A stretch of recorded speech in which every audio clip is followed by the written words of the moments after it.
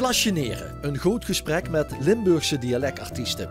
Vandaag Jan Ridderbeeks uit Geleen, die al in 1984 het LVK won. Het liedjesconcours had in dit tijd nog niet zoveel bekendheid.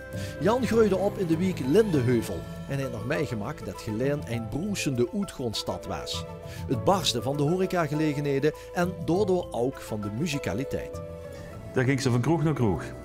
Daar lagen misschien wel 20 cafés op Triksweg. En dat woonde alleen op Triksweg, dat woonde op de Burgemerslemmenstraat, op de Lindenheuvelaan. Idem dito. Daar lagen zeker 10, op dat stukje lagen zeker 10 cafés. Dus de vloog van de een naar de andere. De jonge Ridderbeeks kost niet alleen goed uitgaan, maar in Geleen waren ze ook gecharmeerd van zijn zangkwaliteiten. Het is 1973 als hij in contact komt met de Geleense Stadsvastelovensvereniging. De Vlaarders hadden dat jaar geen slager, omdat Charles Avekool was overleden. En toen kwam Gun tegen in het Fortuna. Bekende schrijver, hè? Ja, hele bekende. Dus, toen zag hij nee, we hebben nog geen slager dit jaar. Ja, ik zeg, ik heb wel in de vuur, als je er interesse in hebt. Nou, daar gespeeld. Maar ik had een liedje dat woord, zoek maar raak, zoek maar raak. Maar op een gegeven moment zeggen ze, ja, we moeten dat wel een beetje veranderen. Als we er nog drink maar raak van maken, dan is het dat wel een stuk beter. Drink maar raak, zolang er beer is. Zolang er beer is, drink je weer maar raak. Drink maar raak, zolang er beer is. Zolang er beer is, drink je weer maar raak.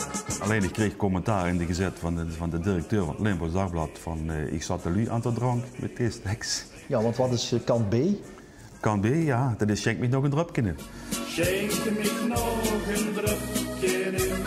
Schenk me nog een drupje in. Dan kreeg ik zo'n goeie zin. Toen ben ik wel door blijven gaan. Dat inspireerde me wel. Ja, daarna mag ik in de slager in Geleen ben ik geboren. Dus wat de winnaar werd. Ja, toen zat ik eenmaal in een flow dat ik regelmatig toch wel gescoord heb in Geleen. In Geleen ben ik geboren, ook al is dat lang geleden. Ik ben ergens aangesproken, maar in Geleen ben ik, en doe allemaal, in Geleen ben ik geboren. Dat is voor mij een heel belangrijk nummer, in Geleen ben ik geboren. Ja, ik ben er geboren.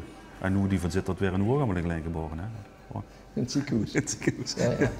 En als dat hier zo doorgeeft, geluiverd beste nu, dan boeien ze die DSM en eigen bakkerie. DSM heeft een keer een vlaaienactie gehouden onder de omwonende mensen in de gemeente Steen en Beek en Geleen.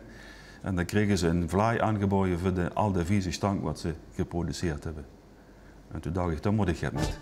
Geachte buren, hier werd door ons bedankt.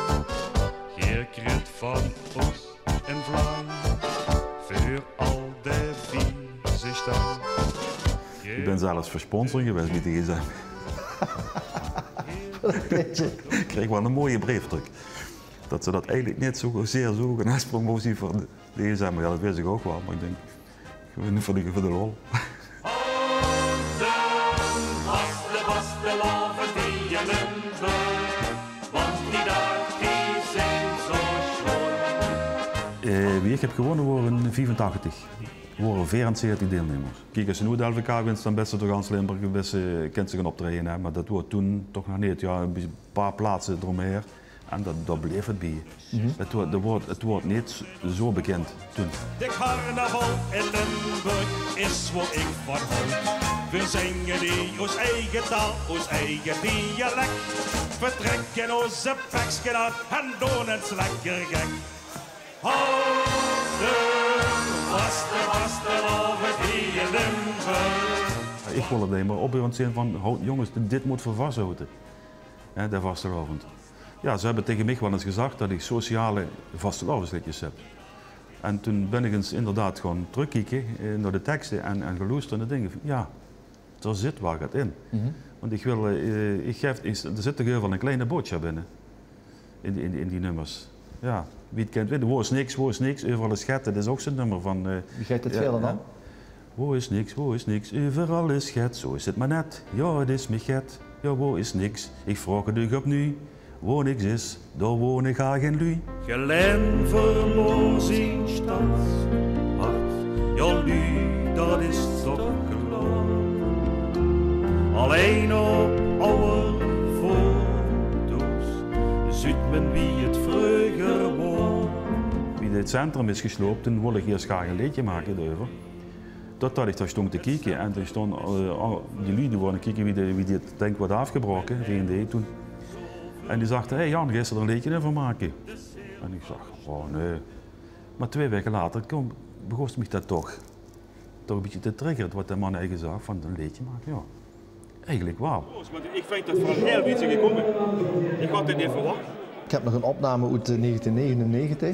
Ik heb zo'n prachtig, ja wat zingen we eigenlijk? Vertel me eens even wat we zingen. Dat is een Belveld. Ja, dat is ook dat is ook een eigen protestliedje. Hè. Dat gaat over het klonen van u. Dus dat, we hebben dus toch verkleed als kloon.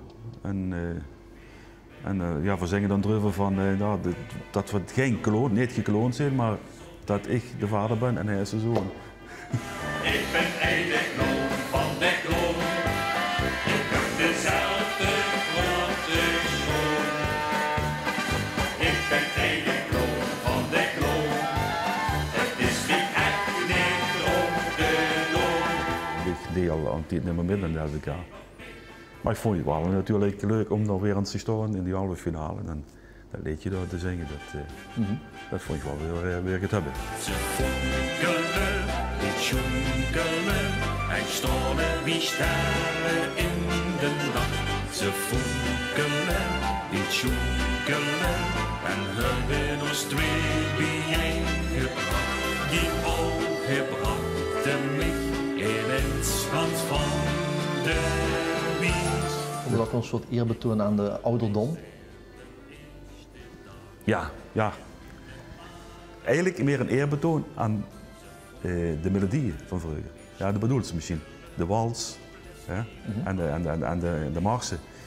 Want ik heb vroeger ook sambas gemaakt, maar die sambas die komen toen niet door. Dus ja, nu kent in het LVK alles. Zijn wolken zo blauw, kiekend in de lucht, het golvend heuvelijn, dan weet ik genoeg. En ik denk bij mijn eigen, wat is Limburg toch schoon. Ik houd daarvan. Ik houd van lui amuseren en zeker ook oude lui. Als ik in een thuis zing, daar kreeg ik zoveel van druk.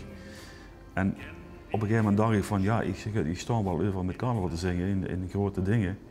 Steeds in een grote tent en dan, op een gegeven moment steeds het dan toch tegen lui aan te zingen die met druk naar die toe staan, alleen maar naar de bar. En dat stoorde me op een gegeven moment tegen. Ik denk, ja, eigenlijk doe ik dat aan mijn leven. Ik blijf doorgaan. Zolang als ik kan schrijven en zolang als ik mijn teksten nog kan onthouden, blijf ik zingen. Dat is mijn leven gewoon. En ik denk bij mijn eigen, wat is Limburg toch schoon.